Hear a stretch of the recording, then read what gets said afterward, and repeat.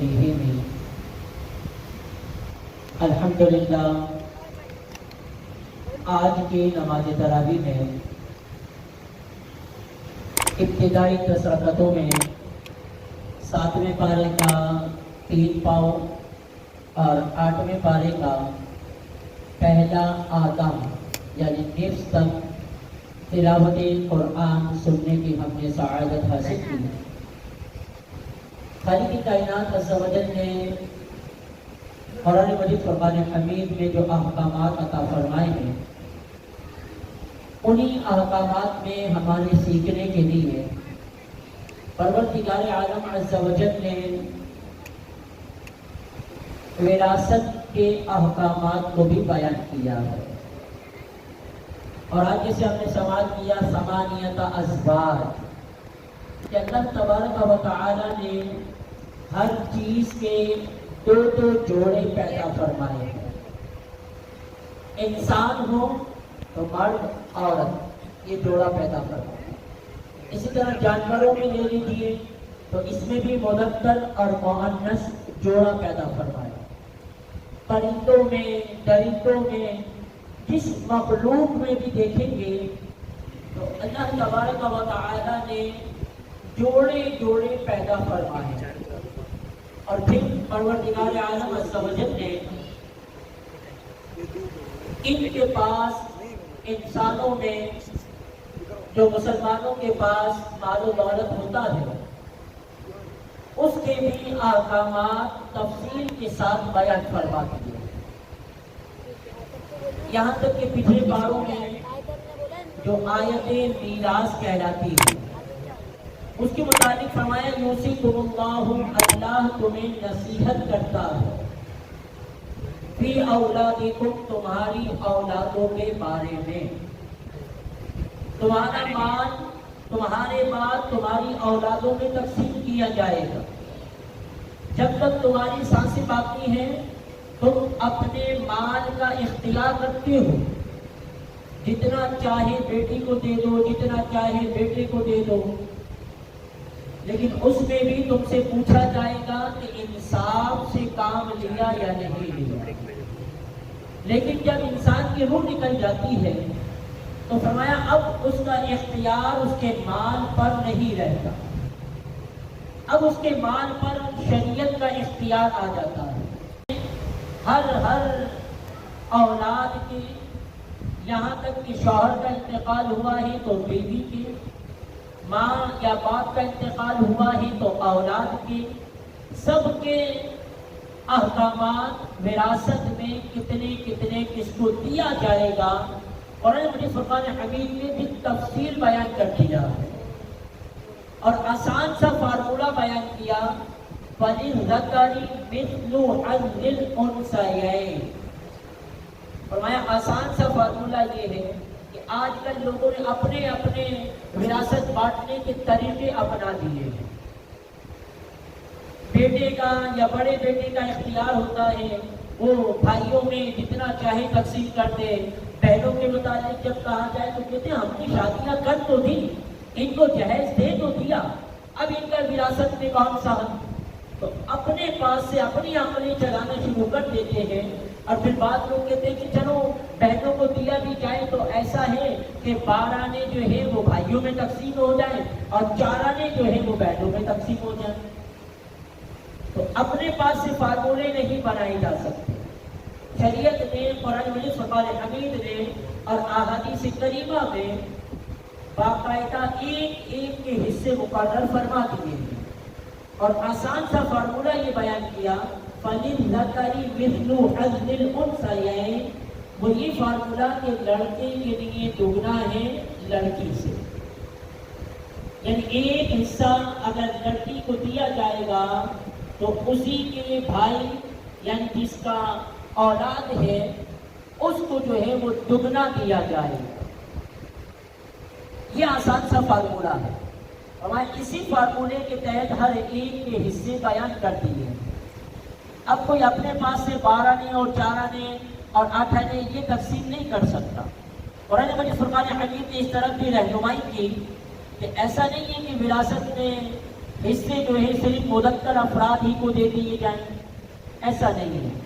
جو مؤنثیں ہیں، مثال کے طور پہ ماں ہے، زوجہ ہے، بہنیں ہیں میت کی، ان کو بھی جو ہے یہ باقاعدہ طور پر قرآن نے بیان کر دیا ہے۔ اولاد ہیں تو کتنی اولادیں ہوں تو زوجہ کو کتنا ملے گا، اور زوجہ کی وراثت ہے تو پھر جو ہے اس کی اپنی اولاد کو کتنا ملے گا۔ رضائی اولادیں ہیں، ان کو اصل اولاد نہ ہو تو پھر رضائی اولاد کی طرف جایا جاتا ہے۔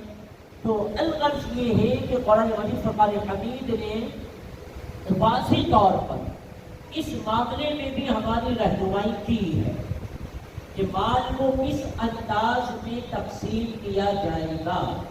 اپنے اپنے طور پر نہیں تقسیم کیا جا سکتا۔ کوئی اثر و رسوم رکھنے والا بیٹا ہو تو وہ دیگر اور بہنوں کے حصے کھا جائے، یا اپنے پاس سے کہے کہ بس فقط ہم نے ان کی شادی میں لگا دیا جو لگانا تھا، دے دیا جو جہیز میں دینا تھا۔ تو ایسا نہیں ہے، چاہے جہیز میں جتنا دیا ہو، شادی میں جتنا لگایا ہو، اس وقت تو حیات تھا والی، جتنا چاہے لگا ہو، 1 کروڑ لگا ہو یا جتنا لگا ہو۔ لیکن اب جب انتقال ہوا ہے والد یا والدہ کا، تو یاد رکھیے گا اس کی جتنی مؤنث اولادیں ہوگی، جتنی لڑکیاں ہوگی، ہر ایک کو حصہ دیا جانا لازم اور ضروری ہے۔ جان بوجھ کر اگر کوئی کسی کا حصہ دبائے گا، دبانے کی کوشش کرے گا، تو فرمایا وہ اس بات کو یاد رکھے کہ جس نے دنیا میں کسی کا 1 روپیہ اگر دبایا، ایک روایت میں یہ 1 روپے کی مثال تھی، 1 روپیہ یعنی 1 درہم، اور ایک روایت میں کہا گیا کہ 1 بالش برابر جگہ کسی نے دبائی، تو کل قیامت کے دن 700 مقبول نمازیں اس کو دینا پڑے، 700 وہ بھی مقبول۔ تو سوچنا چاہیے، بتائیں دنیا میں 1 درہم 2 درہم کوئی حیثیت نہیں ہوتی، لیکن قیامت کے دن اس کی بڑی حیثیت ہو، رب کی بارگاہ میں اس کا بڑا مقام ہو۔ تو کہا کہ اپنے حلال کھانے کمانے کا جس طرح اہتمام کرتے ہو، اسی طرح دوسرے کو دیے جانے کا بھی اہتمام کرو۔ اور پھر 8ویں پارے میں ارشاد فرمایا گیا کہ تم یتیم کے مال کے قریب بھی مت جاؤ۔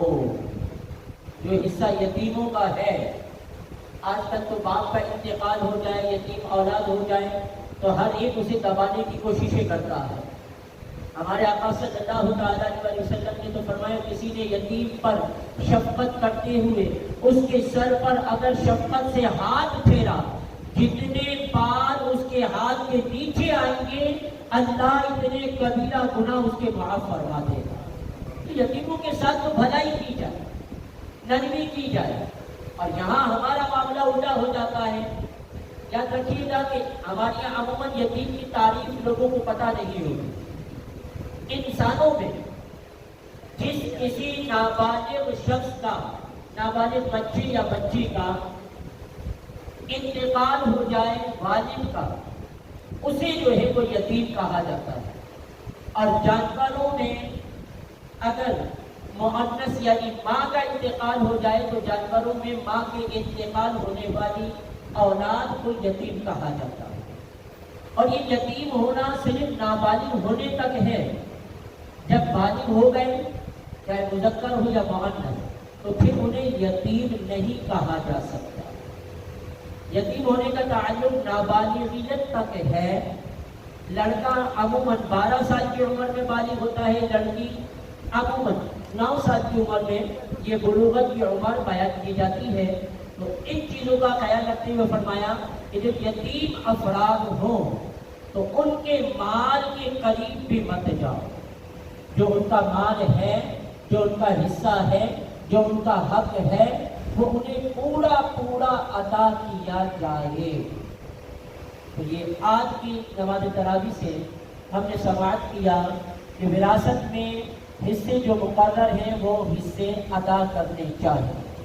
بلا وجہ میں کسی کا مال دبا لینا، ہڑپ کر جانا، قبضہ کر لینا، بظاہر دنیا میں بڑا معمولی سا عمل ہے، لیکن کل قیامت کے دن بڑی شرمندگی اور بڑی ہی محرومی رب کی بارگاہ سے اٹھانی پڑے گی۔ یہ دنیا کی دولت ہے، انسان دنیا کی دولت کی خاطر اندھا ہو جاتا ہے، رشتہ داریاں بھلا دیتا ہے، تو ایسا نہیں کرنا چاہیے۔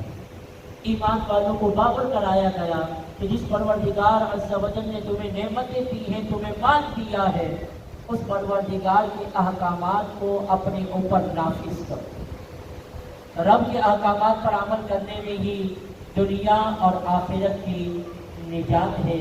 پالنہار پروردگار عز و جل ہمیں ان باتوں میں غور و فکر کی توفیق عطا فرمائے۔ آمین بجاہ النبی الامین صلی اللہ علیہ وسلم۔ الحمدللہ رب العالمین والصلاة والسلام علی اشرف الانبیاء والمرسلین۔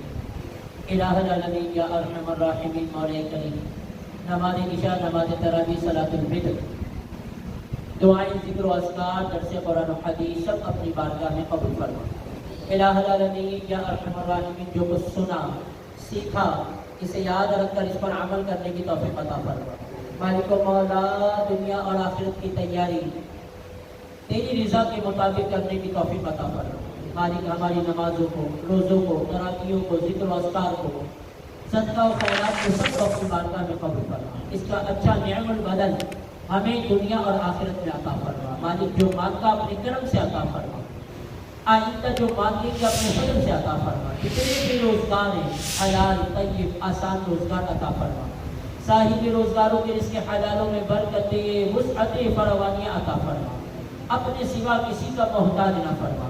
اور اللہ تبارک و تعالی فی شان حبیبہ الکریم، ان اللہ وملائکتہ یصلون علی النبی یا ایھا الذین آمنوا صلوا علیہ وسلموا تسلیما۔ صلی اللہ علی النبی وآلہ واصحابہ صلی اللہ علیہ وسلم، صلاۃ و سلام علیک یا سیدی یا رسول اللہ۔ سبحان ربک رب العزة عما یصفون وسلام علی المرسلین والحمد للہ رب العالمین۔ لا الہ الا اللہ محمد رسول اللہ۔